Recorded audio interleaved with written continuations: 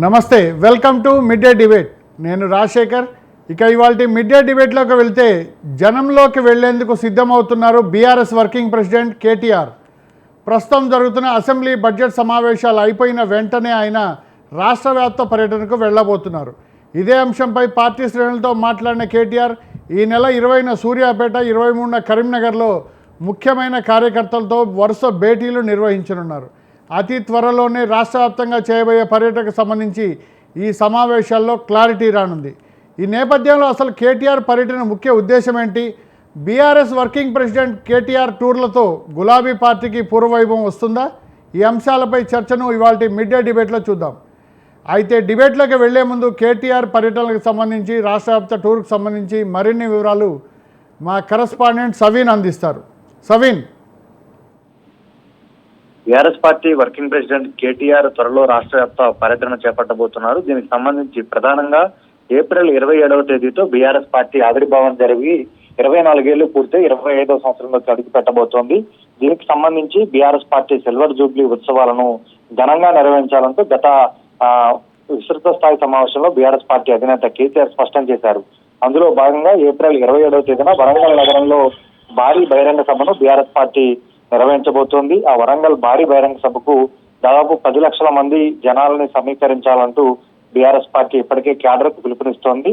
దీనికి సంబంధించి వరంగల్ జన సమీకరణతో పాటు సంవత్సరం పాటు అంటే ఏప్రిల్ 27వ తేదీ 2025 నుంచి 2026 ఏప్రిల్ 27వ తేదీ వరకు సిల్వర్ జూబ్లీ ఉత్సవాలను ఏడాది పాటు నిర్వహించాలంటూ ఇప్పటికే కేసీఆర్ పిలుపునిచ్చారు.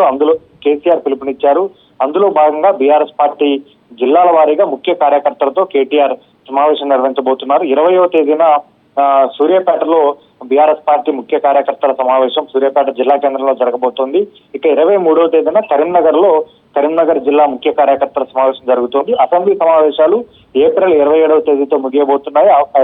అసెంబ్లీ సమావేశాలు ముగిసిన తర్వాత మిగిలిన అన్ని జిల్లాల్లో రాష్ట్ర వ్యాప్తంగా షెడ్యూల్ రిలీజ్ చేసి అన్ని జిల్లాల్లో పర్యటనలు పూర్తి చేసి ఏప్రిల్ 27వ తేదీలోపు బహిరంగ సభకు భారీ జనాన్ని సమీకరించడం ఒక టాస్క్. రెండో టాస్క్ ఏప్రిల్ 27వ తేదీ నుంచి 2026 ఏప్రిల్ 27వ తేదీ వరకు సిల్వర్ జూబ్లీ ఉత్సవాలు రాష్ట్ర వ్యాప్తంగా అన్ని జిల్లాల్లో ఏ విధంగా పార్టీ శ్రేణులను భాగస్వామ్యం చేస్తూ ప్రజల్ని భాగస్వామ్యం చేస్తూ సిల్వర్ జూబ్లీ ఉత్సవాలు నిర్వహించాలన్న దానిపైన కేటీఆర్ బీఆర్ఎస్ పార్టీ ముఖ్య కార్యకర్తలకు, ఆయా జిల్లాల ముఖ్య నేతలకు దిశానిర్దేశం చేయబోతున్నారు. దీని ప్రధాన ఉద్దేశం పార్టీని క్షేత్రస్థాయి నుంచి బలోపేతం చేయడం. ఇప్పటి వరకు బీఆర్ఎస్ గతంలో 10 ఏళ్ల పాటు అధికారంలో ఉన్నా ఇప్పుడు ప్రతిపక్షంలోకి వచ్చి సంవత్సర కాలం పూర్తయినా పూర్తిగా పార్టీ నిర్మాణం పైన, పార్టీ అనుబంధ కమిటీల పైన బీఆర్ఎస్ పార్టీ దృష్టి పెట్టలేకపోయిందన్న విమర్శ ఉంది.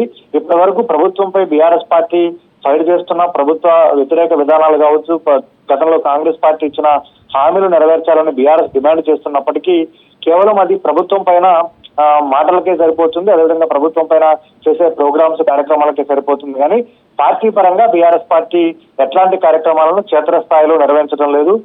క్షేత్రస్థాయిలకు బీఆర్ఎస్ పార్టీ కార్యక్రమాలు వెళ్లాలంటే పార్టీని బలోపేతం చేయాలని బీఆర్ఎస్ అధినేత కేసీఆర్ భావిస్తున్నారు. కాబట్టి ఈ సంవత్సరం మొత్తం పార్టీ కార్యక్రమాలు ఉండేలా కార్యక్రమాన్ని ప్లాన్ చేశారు. అందులో భాగంగానే సిల్వర్ జూబ్లీని ప్రధాన అస్త్రంగా, అంటే పార్టీ ఆవిర్భావ దినోత్సవాన్ని ప్రధాన అస్త్రంగా ఎంచుకొని ఏప్రిల్ 20వ తేదీన భారీ బహిరంగ సభ నిర్వహించడం, ఆ తర్వాత పెద్ద ఎత్తున రాష్ట్ర వ్యాప్తంగా బీఆర్ఎస్ పార్టీ సభ్యత్వాన్ని గ్రామ స్థాయి నుంచి రాష్ట్ర స్థాయి వరకు చేయడం, ఆ తర్వాత పార్టీ కమిటీలు, అనుబంధ కమిటీలు పూర్తి చేసిన తర్వాత వచ్చే అక్టోబర్లో పార్టీ ప్రతినిధుల సభ ప్లీనరీని ఘనంగా నిర్వహించిన, ఆ ప్లీనరీలో పార్టీ అధ్యక్షుని మరోసారి ఎన్నుకోబోతున్నారు. ఆ తర్వాత క్షేత్రస్థాయిలో బీఆర్ఎస్ పార్టీ కార్యక్రమాలు ఉండే విధంగా బీఆర్ఎస్ పార్టీ అధినేత కేసీఆర్ ఇప్పటికే గ్రౌండ్ ప్రిపేర్ చేస్తున్నట్లుగా మనకు తెలుస్తోంది. Okay, thank you Saveen, thank you. జనంలోకి కేటీఆర్ వెళ్ళబోతున్నారు. ఇదే అంశంపై మరింత విశ్లేషణ, తమ అభిప్రాయాలు వెల్లడించేందుకు బీఆర్ఎస్ సీనియర్ నేత కిషోర్ గౌడ్ గారు అందుబాటులో ఉన్నారు. అలాగే అనలిస్ట్ జయరామ్ గారు మనకి జూమ్లో అందుబాటులో ఉన్నారు. కిషోర్ గౌడ్ గారు, జయరామ్ గారు, నమస్తే అండి. నమస్తే. మొదట కిషోర్ గౌడ్ గారు చెప్పండి, బీఆర్ఎస్కి సంబంధించి జనంలోకి కేటీఆర్ వెళ్ళబోతున్నారు. అసలు ప్రధాన ఉద్దేశం ఏంటి కేటీఆర్ యాత్రలకు సంబంధించి, రాష్ట్ర వ్యాప్త పర్యటనకు సంబంధించి? గత 14 నెలల నుంచి కాంగ్రెస్ పార్టీ పవర్లోకి వచ్చినాక తర్వాత విధి విధానాలు అవన్నీ చూసినాక తర్వాత మనం ప్రజలకు పోవాలి అన్న ఆలోచనతోని వెయిట్ చేసి చూస్తున్నాం. అదేవిధంగా కొద్ది గొప్ప ఆ మధ్యలో కొన్ని సంఘటనలు ఎదురుపడ్డ కొన్ని కార్యక్రమాలు తీసుకొని అప్పటికప్పుడు మూసి కానీ ఇంకా వేరే ఇతర సమస్యల మీద కూడా పోరాడినాము. అప్పటికప్పుడు అయిపోయింది. ఇంకోటి ఏంటంటే రుణమాఫీ అవి ఇవని చెప్పారు, అవన్నీ చేయలేకపోయినారు.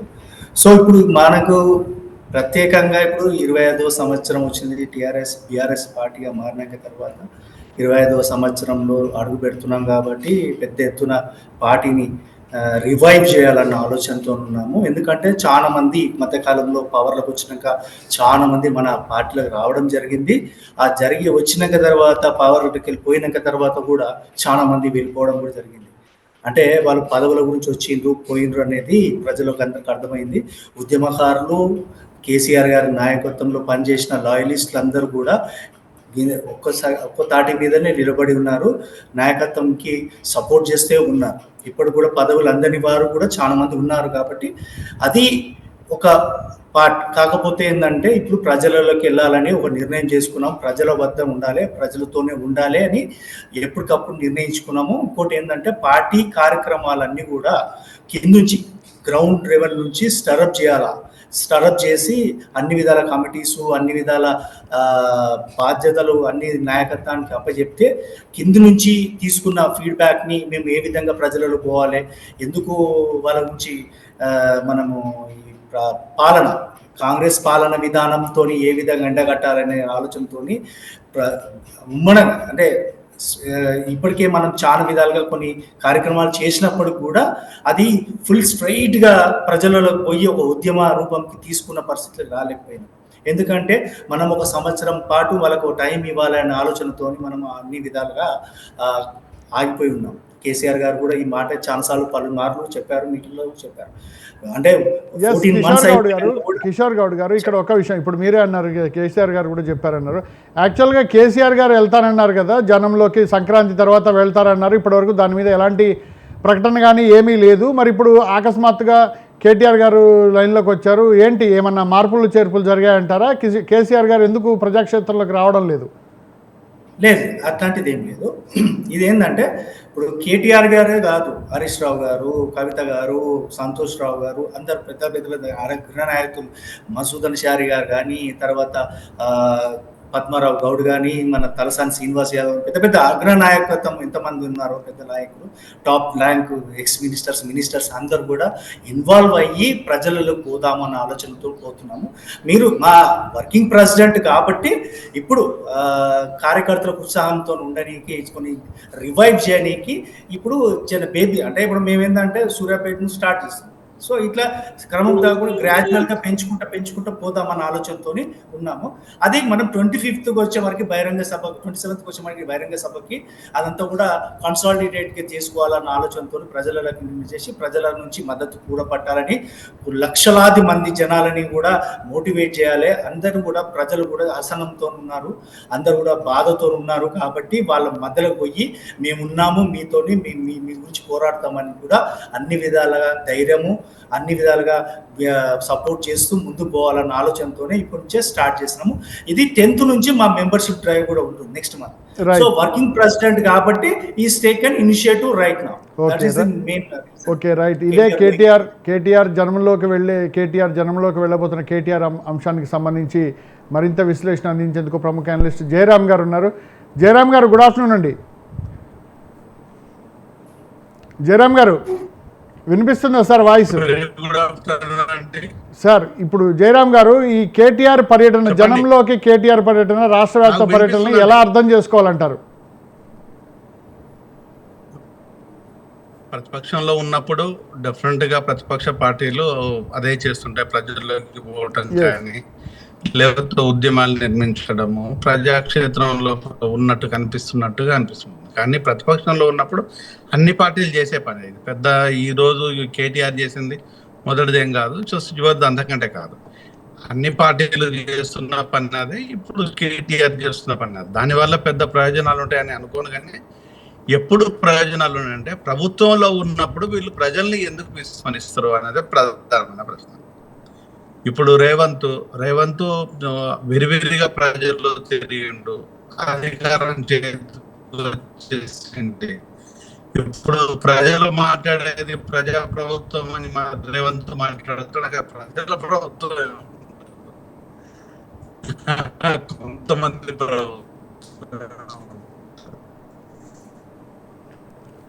జయరాం గారు, జనంలోకి కేటీఆర్కి సంబంధించి మరింత సమాచారం అందించండి, విశ్లేషణ అందించండి, మీదైన విశ్లేషణ.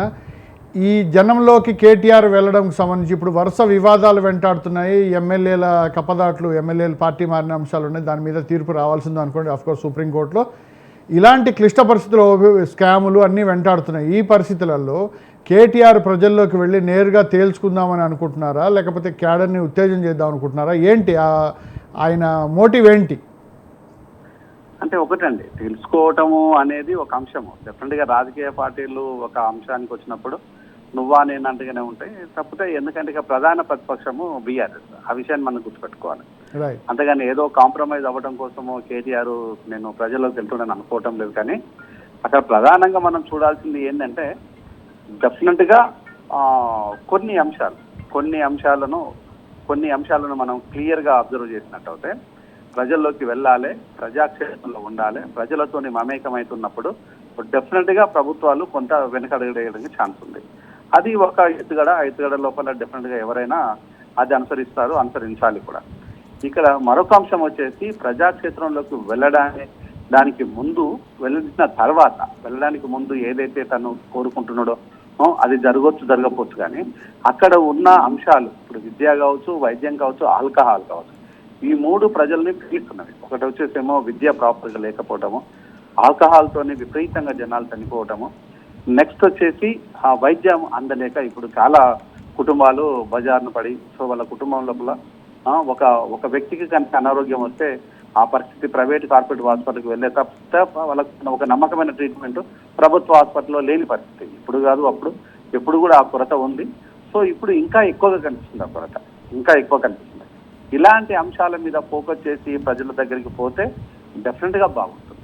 దాన్ని ప్రజల నుంచి తెలుసుకొని దాన్ని రెక్టిఫై చేయగలిగితే, ఆ రెక్టిఫికేషన్ దిశగా మాట్లాడితే, అంశాల మీద ప్రజలకు అవగాహన కల్పిస్తే, ప్రజలతో పాటు వీళ్ళకి అవగాహన కలిసిందే మేము తెచ్చుకున్నాము అని ప్రజలను నమ్మిస్తే, నమ్మకాన్ని కుదిరిస్తే డెఫినెట్గా అది ప్రజలు ఆశీర్వదిస్తారు. అంతే తప్పితే మనం వెళ్తున్నాము వస్తున్నాము ఓన్లీ రాజకీయ పర్యటన అంటే చాలా రాజకీయ పార్టీలు పర్యటన చేస్తుంటే పెద్ద వింత ఏం లేదు. దాంట్లో రాజకీయ పార్టీల పర్యటనలకు పెద్ద ప్రజలకు ఒరిగేది కూడా ఏం లేదు.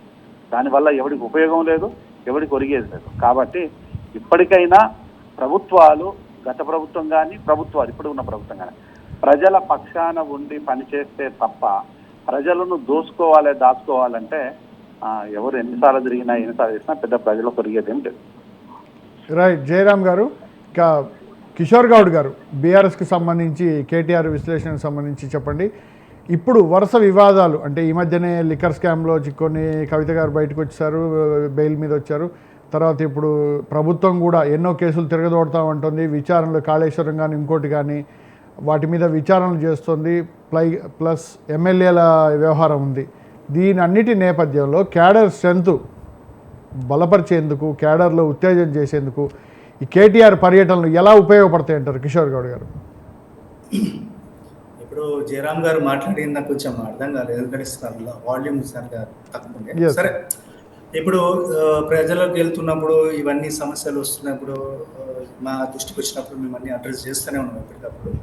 ఇప్పుడు ఈ సమస్యలలో పెద్ద సమస్య ఏంటంటే రుణమాఫీ కానీ, ఈ రైతు బంధు కానీ, తర్వాత ఈ సమస్యలలో చాలా మొత్తము కాంగ్రెస్ గవర్నమెంట్ అస్తవ్యస్తంగా ఉండి ఈరోజు చీఫ్ మినిస్టర్ గారే మన ఆదాయం తగ్గిపోయింది, 71,000 కోట్ల రూపాయలు తగ్గిపోయినాయని ఆయననే ఒప్పుకున్నాం. అంటే ఆయన పాలన ఏ విధంగా ఉందో బాగలేదు, అస్తవ్యస్తంగా ఉందని ఆయన్ని సర్టిఫై చేసుకున్నాడు. ఇక మేము పెద్దగా చెప్పాల్సిన అవసరం లేదు. ప్రజలలో పోయేసి ఈ విధంగా చేస్తున్నాడు కదా, ఇట్లాంటి వాడు ఉంటే ఇంకా సర్వనాశనం చేస్తాడు అన్న ఒక ఉద్యమాన్ని క్రియేట్ చేసి మేము ప్రజలకు ధైర్యం చెప్పి ఇంకా ఫ్యూచర్లో ఎటువంటి ప్రాబ్లమ్స్ రాకుండా మేము కాపాడుతాము. వీళ్ళని కాంగ్రెస్ గవర్నమెంట్ ఈ కమిషన్లు, కిక్ బ్యాక్స్ ఇవన్నీ కూడా ఈ ఆర్ఆర్ ట్యాక్సులు కానీ, ట్రిపుల్ యాక్స్ ట్యాక్సులు కానీ, ఎన్ని అడ్డమైన ట్యాక్సులన్నీ వీళ్ళకి మొత్తం వసూల పాని అయిపోయింది. పాలనని అస్తవ్యస్తంగా వదిలేసి గాలికి వదిలేసినారండి. వీళ్ళన్నీ వదిలేసినాక తర్వాత ఈరోజు ప్రజలు ఈ చివాట్లు పెడుతుంటే ఒక ఇద్దరు మహిళా సోదరులని, జర్నలిస్ట్ సోదరులని అరెస్ట్ చేసింది. ఎంత నిసిగ్గు అండి, సిగ్గుచేటి పని కాదండి ఇదంతా. ఎంత చేస్తే కూడా ఒక ఉందాతనం ఉండాలండి. ఎంతో ఎక్స్పెక్టేషన్స్తో ప్రజలు ఎన్నుకుంటే ఈ విధంగా చిన్న పనులు, చిల్లర పనులు చేసుకుంటా ఎందుకండి ఇవన్నీ? మీ ప్రభుత్వంలో ఆదాయం కారణానికి కిషోర్ గారు, మీ ప్రభుత్వంలో అంటే గత కేసీఆర్ ప్రభుత్వం చేసిన అప్పులతోటే మేము ఇప్పుడు ఏం చేయలేకపోతున్నాము. ఆల్రెడీ 3-4 పథకాలు మొదలు పెట్టాం కదా, అసలు ఏదైనా చేయాలన్నా వేల కోట్ల అప్పులు కట్టి వడ్డీలు కట్టడానికి అవుతుంది అంటున్నారు కదా సీఎం రేవంత్ రెడ్డి. కాదండి, మీరు ఇంకో పొరపాటు చేస్తున్నారు ఇక్కడ. మీ మాటని ట్విస్ట్ చేయకండి. ఇక్కడ 71 లేలే, chief minister himself said that 71,000 crores has been reduced. Income తగ్గిపోయిందని చెప్పుకున్నాక తర్వాత, నిస్సిగ్గుగా చెప్పుకున్నాక తర్వాత మేము తప్పు చేసినామంటారండి? అప్పులతో వచ్చిందండి. అప్పులు ఎంత అండి? 2,000 కోట్ల రూపాయలు కట్టుకుంటే అయిపోతుంది. అది కూడా సరిపోదు. 6,000 కోట్లకు పైన కడుతున్నాము, ప్రతి నెల 6,000 కోట్లకు పైన కడుతున్నాము అంటున్నారు. రెండోది, ఆల్రెడీ భూముల అమ్మకాలకు సంబంధించి కొంతమంది డిపాజిట్లు కూడా కట్టకుండా, గత బీఆర్ఎస్ ప్రభుత్వంలో భూముల అమ్మకాలకు సంబంధించి డిపాజిట్లు కూడా జస్ట్ బిడ్ పేమెంట్ వేసేసి తర్వాత కట్టకుండా ఉన్నారని అసెంబ్లీ సాక్షిగా అన్నారు. మరి ఇటువంటి వాటి వల్లే ఆదాయం తగ్గిపోతుంది, అందుకే మేము కట్టలేకపోతున్నాం అంటున్నారు. వాటిని ఎలా అర్థం చేసుకోవాలి? అధికార పార్టీ కామెంట్ని మీరు ఎలా చేస్తారు, వాటిని డిఫెండ్ చేస్తారు? ఇప్పుడు చాలా గమ్మత్తుగా చెప్తున్నారు మీరు కూడా. వాళ్ళ అన్న మాటలే చెప్తున్నాము. లేదండి, చెప్పేదినండి. భూమిలో డబ్బులు కట్టకపోతే ఆదాయం తగ్గిపోయింది అన్న మాట చాలా గమ్మత్తుగా ఉంది మీ మాటలలో. సరే, ఇప్పుడు మీరు ఒక్క మాటగా చెప్తున్నాను. ఒక సెక్టర్ గురించి చూసుకుందాం. ఒకటే సెక్టర్ చాలా విధాలుగా ప్రభావం చేస్తున్నది. రియల్ ఎస్టేట్ సెక్టర్ని మొత్తం కొలాప్స్ చేసేసినాడు. రియల్ ఎస్టేట్ సెక్టర్ మొత్తం కూడా ఎన్నో సార్, యాజ్ పర్ రూల్స్ అయితే కట్టకూడదు కదా అలా అక్కడ. మరి చెప్పండి, సంబంధించిన వ్యక్తులు ఎందుకు కడుతున్నారు మరి ఇప్పుడు అదే సార్, ఇప్పుడు అక్కడ ఏం మాట్లాడుతున్నారు కిషోర్ గౌడ్ గారు? అక్కడ ఎఫ్టీఎల్ పరిధిలో కట్టకూడదు కదా, వీళ్ళు ఎలా పర్మిషన్ ఇచ్చారు? గత ప్రభుత్వంలో అన్నీ తెలిసి కూడా అధికారులు కానీ వాళ్ళు కడుతున్నది లీడర్లకు తెలియకుండా ఉంటుందా? వాళ్ళు అడిగేది అదే కదా, అలా ఇచ్చి ఇప్పుడు మమ్మల్ని అంటే మేమేం చేస్తాం అంటున్నారు వాళ్ళు. ఒక్క మాటలో మాట్లాడతారు సార్, మీ మాటలనే చెప్తున్నారు. ఎఫ్టీఎల్ అంటున్నారు కదా, హుస్సేన్ సాగర్ చుట్టుముట్టు ఎఫ్టీఎల్ అంటే ఏంటంటే హుస్సేన్ సాగర్లోనే కట్టిరు కదా. అవును, అదేనా ఇప్పుడు మీరన్నట్టుగా గత ప్రభుత్వంతో మీరన్న అడ్డుకట్ట వేస్తారనుకుంటే, తెలంగాణ వచ్చిన అడ్డుకట్ట పడుతుంది అనుకుంటే, మీ ప్రభుత్వంలో కూడా అలా పర్మిషన్లు ఇచ్చిన వాటిని ఏమని అంటారు? అప్పుడు ఇలా చేసుకుంటూ పోతే రేపు రేవంత్ రెడ్డి సర్కార్ కావచ్చు, నెక్స్ట్ వేరే వాళ్ళు కావచ్చు. లేలే, ఎఫ్టీఎల్ ఇచ్చిర్రంటే ఇరగొట్టేది, మేము దానికి అబ్జెక్షన్ చేయం. కానీ అధికారులు ఇచ్చిన పర్మిషన్స్ ని కూడా తుంగల దొక్కు ఇరగొట్టిన పరిస్థితి ఉన్నది. కోర్టు ఆర్డర్స్ ఇచ్చినా కూడా తుంగల దొక్కుంటే ఇరగొట్టిన పరిస్థితి. హైడ్రాన్ పెట్టి కొట్టారు. హైడ్రాన్ ఏంటంటే పర్మిషన్స్ ఉన్నాయి, అది కూడా బ్యాంక్ లోన్స్ తీసుకున్న ఇల్లులని, అపార్ట్మెంట్స్ని, విల్లాస్ని అన్ని ఇరగొడతా ఉంటే ప్రజలలో ఒక భయాందోళన గురించి, అంటే గవర్నమెంట్ ఇచ్చిన ఆ పర్మిషన్స్, లీగల్ పర్మిషన్స్ ని కూడా ఆ విధంగా తుంగలో దొక్కుతుంటే ఇంకా మనం ఎవరు నమ్మాలన్న ప్రజలకి వెళ్ళి భయం కూడి ఈ ఆదాయానికి తగ్గిపోయే కారణం వీటి వల్లే వచ్చింది. మాకు ఇప్పుడు ఆదాయం లేదు, గత ప్రభుత్వాలు చేసిన తప్పిదాలకే మేము సరిపోతుంది అంటున్నారు వాళ్ళు. చీఫ్ మినిస్టర్ కి నేను ఏమనుకున్నా అంటే, రియల్ ఎస్టేట్ గా బాగా అనుభవం ఉన్న వ్యక్తి బాగా చేస్తాడు కదా అనుకున్నాం మేము కూడా. కొత్తలా ఈ విధంగా దరిద్రంగా తయారు చేస్తాడని మేము ఎక్స్పెక్ట్ చేయలే. ప్రతి ఒక్కడు ఏడుస్తున్నాడండి. కిషోర్ గౌడ్ గారు, చీఫ్ మినిస్టర్ అంటే రియల్ ఎస్టేట్ లో అనుభవం ఉంటే కాదు కదండి, అడ్మినిస్ట్రేషన్ మీద అనుభవం ఉండాలి. వాటికి సంబంధించి కదా రియల్ ఎస్టేట్ లో ఉందనో లేకపోతే ఇంకొక ఫీల్డ్ లో ఉందంటే కుదరదు కదా అది. లేలే, ఎప్పుడు ఏమంటే చూడండి, మీరు కేటీఆర్ గారు ఐటీ ఫీల్డ్ లో మనకు బాగా అనుభవం ఉందని, ఇండస్ట్రీ మినిస్టర్ లో అనుభవం ఉందని చెప్పేసి అతనికి ఆ బాధ్యత అప్ప చెప్తే ఎంత చూడండి. మీరు అక్కడ చూడండి, గచ్చిపోలి సైడ్ పోతే అది ఫారిన్ కంట్రీలో ఉన్నట్టు ఉంటుందండి. అక్కడ మీరు చూడండి, ఇప్పుడు చూడండి, ఎడారిలో పోయినట్టు ఉంది. ఏడ చూసినా ఇరగొట్టుడు, పలగొట్టుడు, బొందల గడ్డలాగా మార్చేస్తున్నాడు ఇతను. సో ప్రజలు ఏ విధంగా నమ్ముతారని ఇతన్ని? ఏ విధంగా తిట్టకుంటే ఏ విధంగా ఉంటారు? ప్రజల నుంచి ఎన్నో హామీలు ఇచ్చి నువ్వు పవర్లోకి వచ్చి ఏ హామీని నెరవేర్చకుండా 420 అంటారు. 420 గవర్నమెంట్ అంటే ఇక నమ్ముతారన్న 420 అంటున్నారు కదా వీళ్ళని కూడా. అంత నాశనం పట్టించేసారు కదా, నీ ప్రజలంతా ఆగం పెట్టేసారు కదా, పైసా పుట్టిబడి లేకుండా చేసి పారేసారు కదా తెలంగాణలో. ఇప్పుడు బీఆర్ఎస్ తెలంగాణ తరఫున గవర్నమెంట్ కూడా ఆదాయం తగ్గిపోయింది కదా. ప్రజాక్షేత్రంలో వాటిని ఎండగట్టడానికి ఒక ప్లాన్ లాంటిది దిశానిర్దేశం చేయబోతున్నారు అదే పనిగా పోతున్నామండి. ఎస్ అదే పనిగా పోతున్నాం ముందుకు. అదే పనిగా మేము ఉద్యమాలు క్రియేట్ చేస్తాము. ఈ గవర్నమెంట్ ఏ విధంగా తల వంచాలో మాకు బాగా తెలుసు. ఇప్పటికీ మనం టైం ఇవ్వాలన్న ఆలోచనతో టైం ఇచ్చినాము. సంవత్సరంన్నర అయిపోయింది, ఇక అయిపోయింది, హనీమూన్ పీరియడ్ అయిపోయింది. లేకపోతే ఏంటంటే మేము నిన్ననే వచ్చినాము, మొన్ననే వచ్చినాము, వీళ్ళు ఎంటబడి వీళ్ళకి మా మీద పడుతున్నారన్న విధంగా మమ్మల్ని బ్లేమ్ చేసే ప్రయత్నం చేశారు. అందుకే కేసీఆర్ గారు ఏమన్నారు, స్ట్రైట్గా 1 year కొంచెం టైం ఇద్దాం వీళ్ళకి అనుకున్నాం. 14 months అయిపోయింది. చాతగాని వాళ్ళు ఏదో విధంగా హార్డ్లీ చీఫ్ మినిస్టర్ పోస్ట్ అంటే ఎట్లాంటిదంటే కూర్చున్న దగ్గర అన్ని విధాల నిర్ణయాలు తీసుకొని మొత్తం తెలంగాణనంతా కూడా మంచి సెటరైట్ చేసే పరిస్థితి ఉంటుంది. ఎందుకంటే పెద్ద పెద్ద ఆఫీసర్లు అతని కింద పని చేస్తారండి. నిర్ణయించే శక్తి ఉండాలా, ధైర్యం ఉండాలా, డైనమిక్ ఉండాలా. ఎంత చెత్తగా ఆలోచించి కేసీఆర్, కవిత, హరీష్ స్కాము ఈ మెంటల్ అబ్సెసివ్ గా మారి అవన్నీ లేవంటారా సీఎం రేవంత్ రెడ్డి గారికి? అవన్నీ లేవంటారా సీఎం రేవంత్ రెడ్డి గారికి? అతనికే ఉన్నాయి స్కామ్లు. రేపు మేము గవర్నమెంట్లోకి వచ్చినాక తర్వాత అప్పుడు ఉంటుంది ఇతనికి సినిమా. ఎంత పెద్ద సినిమా ఉంటుంది అంటే అప్పుడు తెలుస్తుంది. మీరు అనుకున్నారు ఇంత కాదు, చాలా పెద్ద సినిమా ఉంది. ఇక్కడికి వెళ్ళి పోయిన 10 మందికి కూడా చాలా సినిమా చూపిస్తాం. మేము ఇడిచిపెట్టే పరిస్థితిలో లేము, ఎవరిని కూడా ఇడిచిపెట్టాం. ఆంధ్రాలో చూసినారు కదా ఏ విధంగా చేస్తున్నారు లోకేష్, అంతకన్నా రెట్టింపుగా చేస్తాం మేము. ఇక్కడ ఇడిచిపెట్టేదే లేదు. హైదరాబాద్ వదిలిపెట్టేదాకా చూసిపెట్టుకుంటాం. ఆల్రెడీ మీరు గులాబీ బుక్ ఒకటి రాస్తున్నారు కదా, ఆల్రెడీ గులాబీ బుక్ కూడా రాస్తున్నారని అంటున్నారు కదా ఆల్రెడీ. డెఫినెట్ గా మేము లెక్క పెడతాము. హైదరాబాద్ తరిమి కొడతాం, హైదరాబాద్ దాటదాకా. నా కొడుకులు అంతా ఏంది తమాషా అయిపోయిందా? ఇష్టం వచ్చినట్టు మాట్లాడతారా? కేసీఆర్ని కేటీఆర్ని అడ్డగోలుగా మాట్లాడతారా? మీరు స్కామ్లు చేస్తానన్నారు కదా, స్కామ్లు ఉంటే ప్రూవ్ చేయండి రాబోయ్. మీరు ప్రూవ్ చేయండి. చాదాలు అయితే లేదా మీకు? 14 సంవత్సరాలు 14 నెలలు అయింది కదా, మీకు గవర్నమెంట్ మీ చేతిలో ఉంది కదా, పెట్టండి. స్కామ్ ఏమన్నా బయట పెట్టండి, కేసులు పెట్టండి. వాళ్ళు అదే విచారణ వేశాము, విచారణ కమిషన్ వస్తే కానీ చెప్తా కానీ వాళ్ళు విచారణ పేరుతోని కాలయాపన చేస్తున్నారు. ఎక్కడ ఏం దొరకట్లేదు, అక్కడ ఏమి స్కామే లేదు. అక్కడ ప్రజలలో అన్ని అబద్ధాలు చెప్పి వీళ్ళు వచ్చారు కదా, ప్రూవ్ చేయాలి కదా మనల్ని. ఇప్పుడు తప్పని స్కామ్లని ఎట్లా చెప్తారండి వీళ్ళు? ఏం ప్రూఫ్స్ లేవు అక్కడ. అనవసరంగా ప్రజలలో చెప్పినాం, మనం మోసపోయినాము, ప్రజలు మోసపోతారని. ఇప్పుడు మనం ప్రజలలో పోతున్నాం చెప్పడానికి ఇవే. ఇప్పుడు మీరు స్కామ్లు ఉంటే ప్రూవ్ చేయండి, కేసులు పెట్టండి, ఏం చేస్తారో చేయండి. మీరు చూపియండి, మీరు ఎవిడెన్స్లు చూపియండి, కోర్టులకు చూపియండి. కోర్టులు కూడా ఏ విధంగా నమ్ముతాయి చూస్తారు కదా. ఎవిడెన్స్ ఉంటే నమ్ముతాయి, ఎవిడెన్స్ లేకుంటే ఏ విధంగా ఉంటారు? మొత్తంగా ముందుంది అంటారు, కాంగ్రెస్ పార్టీకి ముందుంది ముసళ్ళ పండుగ అంటారు, అంతేనా? డెఫినెట్ ఉంటది, ఇడిచిపెట్టే సమస్య లేదు.